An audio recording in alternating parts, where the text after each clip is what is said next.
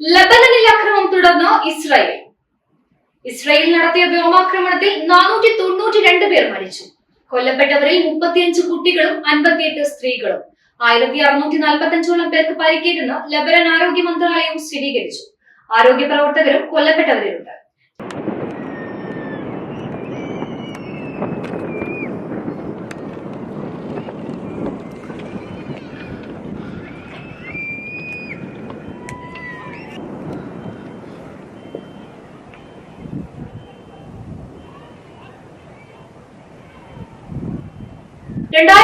Israel Hezbollah യുദ്ധത്തിനു ശേഷം Israel നടത്തിയ ഏറ്റവും രൂക്ഷമായ ആക്രമണമാണിത്. ദക്ഷിണ ലബനനിൽ ഇസ്രായേൽ തിങ്കളാഴ്ച നടത്തിയ വ്യോമാക്രമണത്തിലാണ് ഇത്രയധികം പേർ കൊല്ലപ്പെട്ടത്.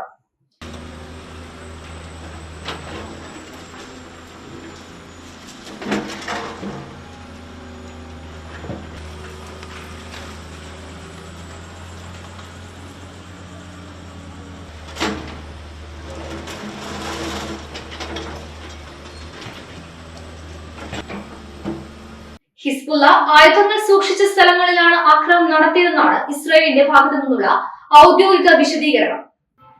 അതേസമയം ഇസ്രായേൽ വംശഹത്യയാണ് നടത്തുന്നതെന്നാണ് ലബനന്റെ പ്രതികരണം. സംഘർഷബാധിത പ്രദേശങ്ങളിൽ നിന്നിപ്പോൾ ആളുകളെ കൂട്ടത്തോടെ പലായനം ചെയ്യുകയാണ്.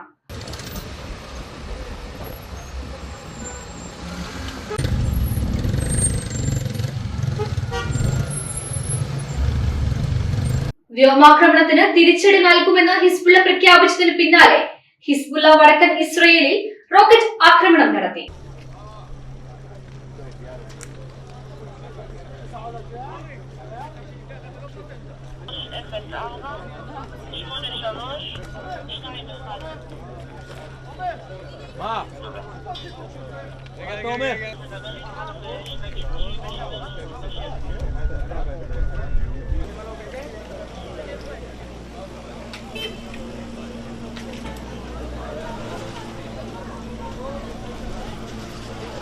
മുപ്പതോളം റോക്കറ്റുകൾ അയച്ചു എന്നാണ് റിപ്പോർട്ടുകൾ.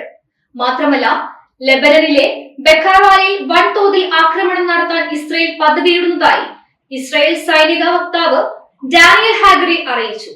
ബിൻജബൈ, ഐതറോൺ, മജ്ദൽ സേലം, ഹുല, ടൂറ, കലൈല, ഹാരിസ്, നബീജിറ്റ്, തറയ, മെസ്റ്റാർ, ഹർബത, ലിബായ, സഹ്മോൾ എന്നിവയുൾപ്പെടെ ലബനനിലെ പ്രധാന കേന്ദ്രങ്ങളെയാണ് ഇസ്രായേൽ വ്യോമാക്രമണം ലക്ഷ്യമിട്ടത്.